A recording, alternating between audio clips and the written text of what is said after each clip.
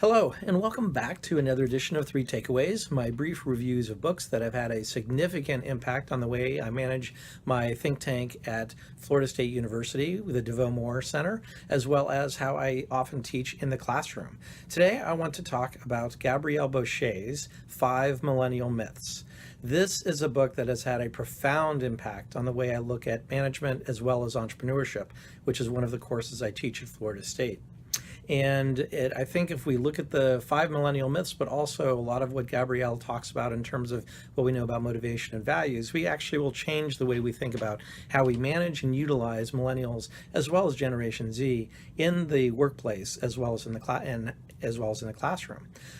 My first takeaway is that millennials are in fact different as a generation. They think differently. They are motivated by different things. I am a baby boomer. They are not baby boomers. And for that matter, I don't even think they are Gen X, which are those that were born in the 70s and 80s and matured and began their work life in the 90s and possibly even early 2000s.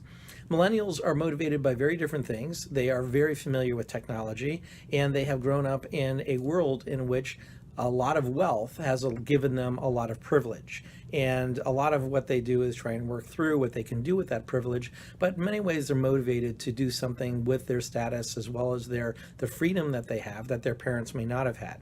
And so understanding this is important for understanding motivation.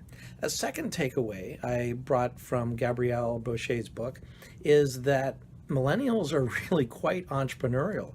They are willing to try new things. They are willing to take risks, and they are willing to really try to change the world. In some ways that could be in terms of profit, but in a lot of other ways it's in terms of social impact.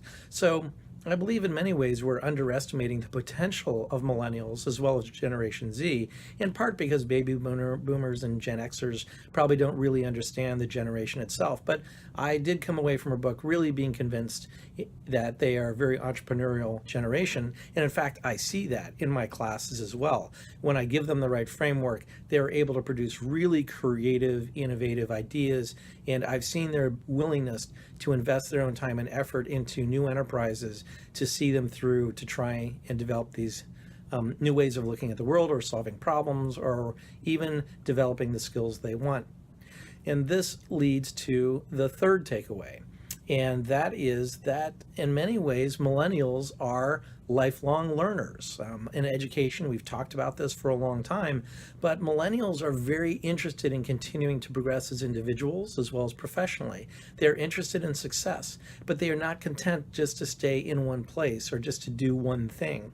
So we can't think of millennials in the same way we'd think of the person who would work in a corporation and expect to be there for the rest of their lives or their career. They are not so much career oriented as they are interested in doing better and bigger things and developing the tools and sensibilities to allow them to do that. So they will tend to bump around or jump around a little bit more often, and they're also willing, because of their entrepreneurial, they're willing to move to different venues in order for them to continue to learn and grow. So I do believe that in some that the millennial generation is very different. I think the same characteristics will transfer to Generation Z, which is coming up right behind them. Those are the ones that are born after 1995. Millennials are typically, they're sort of the end of that cohort of those kids that are born in 1995. But I found Gabrielle Bosche's book a really, really good and refreshing take on millennials in terms of who they are, what we need to think about in terms of managing them in the workplace as well as parents.